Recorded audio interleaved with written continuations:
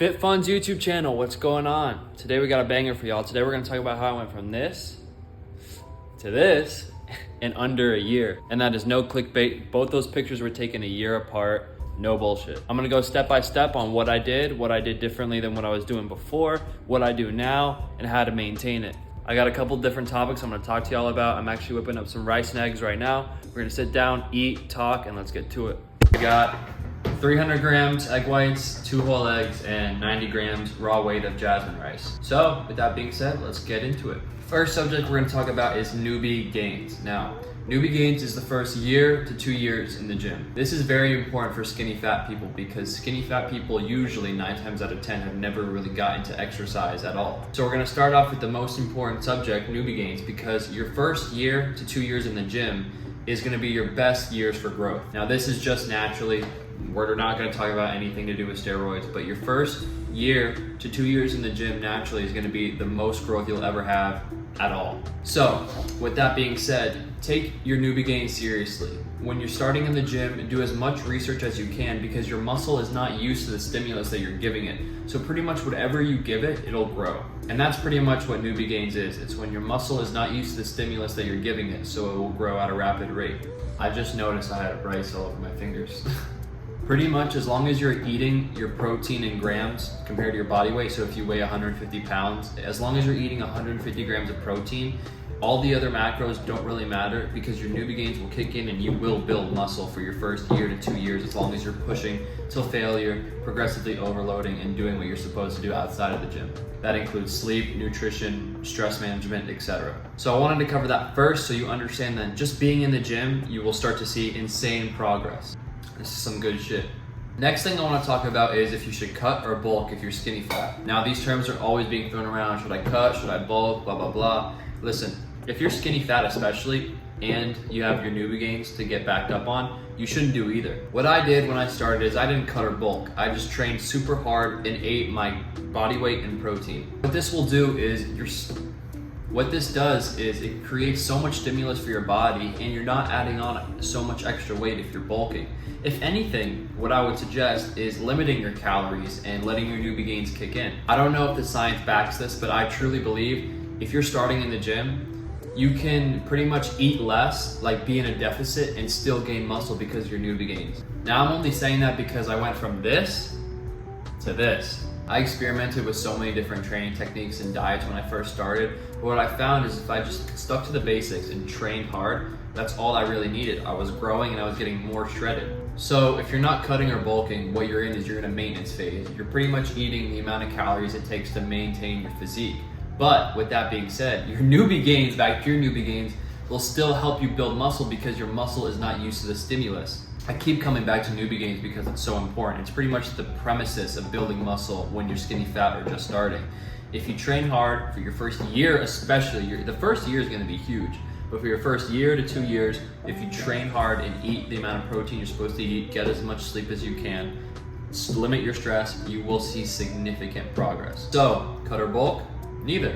Main gain, eat about, for me it was about 23 to 2,500 calories. I'm about 5'8" and I weighed about 150 pounds. And pretty much actually, these two pictures, I'm around the same amount of weight, but one's with significantly more muscle and less fat, and one's with more fat and a lot less muscle. So we covered 2 topics so far. Newbie gains, train super hard your first year to 2 years in the gym. Always train hard, but know that your first year to 2 years is gonna be the most progress you'll see in a short amount of time because your muscle is not used to that stimulus. Next is cut or bulk. Neither. Main gain, eat around 23 to 2,500 calories to start, and if you start to be super lethargic, then cut it, or if you start to have no energy and always be hungry, add a little bit more. Next subject is gonna be cardio. Everybody's least favorite thing in the gym. I believe cardio is the cherry on top for your physique. It adds that extra oomph. I also believe in the beginning stage, what it does is it increases cardiovascular health. So you're able to go harder on your weightlifting sets because your heart is healthier pretty much. That's actually the main benefits of doing cardio, is your heart becomes more healthy and you're able to finish sets to failure and not gas out because of your cardiovascular abilities. Moderate to intense cardio, 5 days a week is pretty much all you need. As long as you're doing it consistently. Find something you can do consistently. If it's the bike, the treadmill, or even the punching bag. I started doing the punching bag recently, like the boxing bag. Burns calories, gets the job done, and it's something different. It's not too boring. So that's cardio. Do your cardio, get it done. You will start to see changes in your physique, but most importantly, you will be able to go harder on your sets because of your cardiovascular abilities. Next, everyone's favorite, while we're all here, weight training. Training till failure will be the make or break in your physique. Over time, after your newbie gains have been expired, you will start to realize that if you need to progressively overload your training to see results. Progressive overload is not just adding pointless weight that you can't control.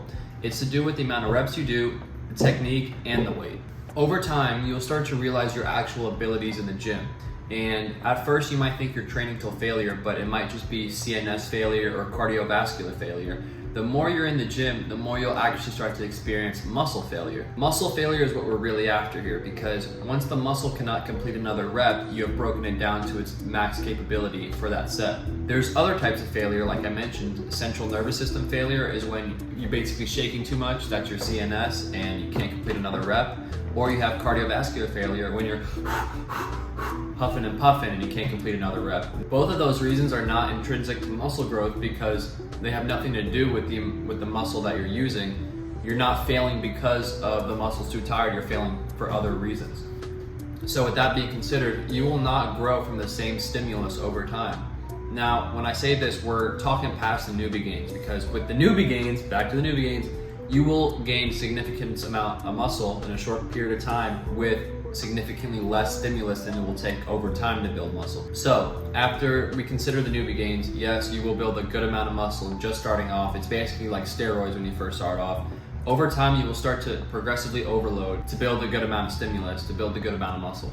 Over time, you will not grow from the same stimulus. So you pretty much, the key to progressive overload is once you complete 8 reps, there's pretty much science back and everything else, but for the sake of this video, we'll say if you complete a 135 bench press for 8 reps with very, very clean technique and your shoulders aren't killing you because your arch, your shoulders are pretty much in place.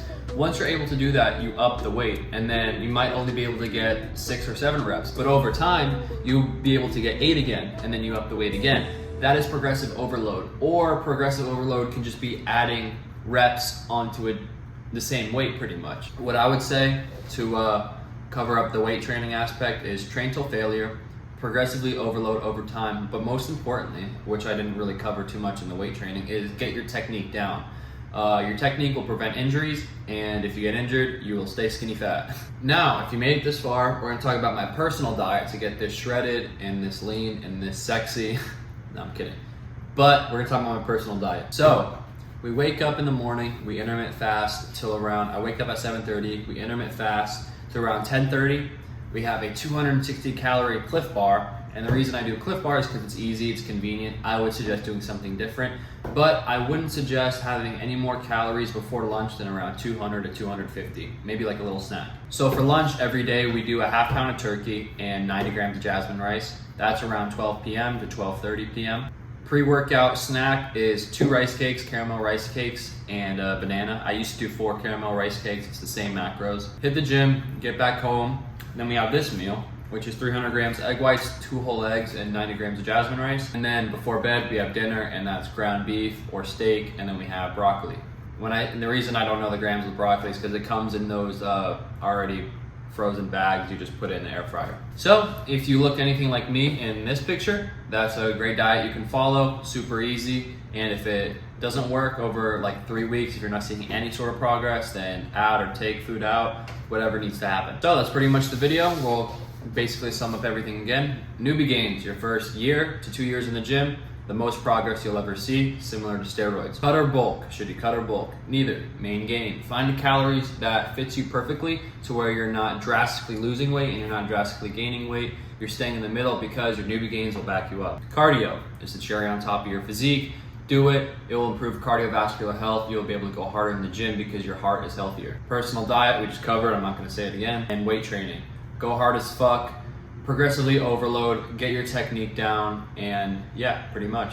Last sentence I'm gonna say is persistence. If you don't enjoy what you're doing, if you don't enjoy the process, if you don't enjoy weightlifting, it just won't fucking work. If you don't like it, I suggest trying pre-workout. Shit gets me wired. I'm on a 1 week stimulant break right now, and I realize how fucking much I hate working out without pre-workout. So try pre-workout. Hopefully it'll get you wired, and that's pretty much it. If you have any questions, let me know.